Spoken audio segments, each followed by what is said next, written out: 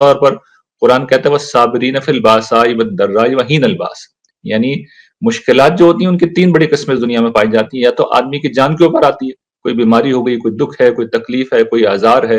تو وہاں پر ایک بہت انسان کو مشکل پریشانی ہو جاتی ہے۔ دوسرا یہ کہ انسان مالی تنگی کا شکار ہوتا ہے، ایک بہت بڑی تعداد ہماری پریشانیوں کی وہ مالی تنگی سے پیدا ہوتی ہے۔ اور تیسرا جب لا اینڈ آرڈر کا مسئلہ ہوتا ہے، جس کی سب سے بڑی جو قسم ہے وہ جنگ ہے، جب جنگ مسلط ہو جاتی ہے تو جان مال آبرو سب کی بربادی ہوتی ہے۔ تو قرآن ان سارے مواقع پہ کہتا ہے کہ تم ثابت قدم رہو۔ اچھا، پھر قرآن مجید ہمیں یہ بتاتا ہے کہ یہ جب کوئی شخص دین کی دعوت کے مقام کے اوپر کھڑا ہو تو اس موقع پہ صبر کرنا بھی بڑا ہی حوصلے کا کام ہے۔ وَاصْبِرْ عَلَىٰ مَا أَصَابَكَ إِنَّ ذَلِكَ مِنْ عَزْمِ الْأُمُورِ، حضرت لقمان نے اپنے بیٹے کو تلقین کی تھی کہ جب تم دین کی دعوت لوگوں کو دو گے، حق کی تلقین کرو گے، برائی سے منع کرو گے، لوگوں کو توجہ دلاؤ گے، تو لوگوں کا ریئیکشن تو ہوگا، بہت سے مسائل پیش آئیں گے، تکلیف دہ باتیں سننی پڑیں گی۔ تو جو حضور کو بھی اللہ تعالیٰ نے کہا تھا کہ وَاصْبِرْ عَلَىٰ مَا يَقُولُونَ وَاهْجُرْهُمْ هَجْرًا جَمِيلًا، تو جو کچھ یہ آپ کے خلاف باتیں کر رہے ہیں اس پہ آپ صبر کریں اور بھلے طریقے سے ان سے دور ہو جائیں۔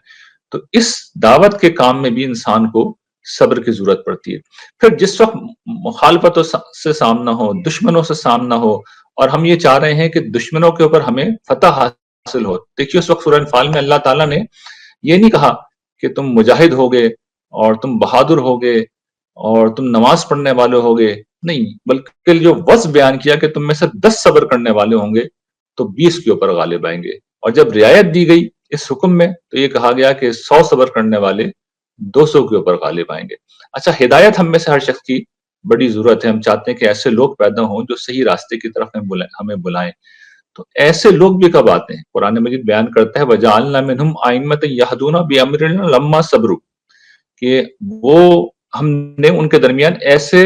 لیڈر اٹھائے، وَجَعَلْنَا مِنْهُمْ أَئِمَّةً ایسے لیڈر اٹھائے جو ان کو ہدایت دیتے تھے ہمارے حکم سے، لما صبروا، جب تک انہوں نے صبر کا راستہ اختیار کیا۔ تو صبر کا بدلہ یہ ہے کہ آپ کو اچھی لیڈرشپ بھی مل جاتی ہے۔ اچھا، پھر قرآن مجید نے ایک اور بات بھی بیان کی ہے، اور وہ یہ کہ جب ہمیں مخالفتیں ہوں اور لوگ دشمن ہمیں نقصان پہنچانا چاہ رہے ہوں تو اللہ تعالیٰ کہتے ہیں، یہ جو خاص طور پر سازشوں کا ہمارے یہاں بہت ذکر کیا جاتا ہے، تو وہاں پر اللہ تعالیٰ توجہ دلاتے ہیں وَإِن تَصْبِرُوا وَتَتَّقُوا لَا يَضُرُّكُمْ كَيْدُهُمْ، اگر تم صبر تقوی سے کام لوگے تو ان کی چالیں، ان کی سازشیں تمہارا کچھ نہیں بگاڑ سکتے۔ اسی طریقے سے قرآن مجید اسی صبر و تقوی کو بیان کرتا ہے کہ اگر تم صبر سے کام لوگے اور تقوی اختیار کرو گے تو پھر یہ جو تمہارے دشمن ہیں ان کے خلاف ہم فرشتے بھیج کے تمہاری مدد کریں گے۔ تو قرآن مجید ان سارے پہلوؤں سے صبر کی اہمیت کو واضح کرتا ہے، صبر کے مواقع کو بیان کرتا ہے، حتیٰ کہ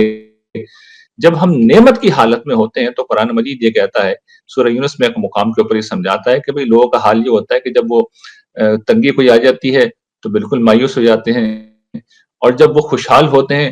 تو فخر کا، غرور کا، تکبر کا شکار ہو کر خدا کی نافرمانی کرنے لگتے ہیں۔ اس معاملے میں صرف وہی لوگ بچے ہوئے ہیں جو صبر کرنے والے ہیں۔ تو انسان خوشحالی کے اندر بھی شکر گزاری کا رویہ اختیار کرے،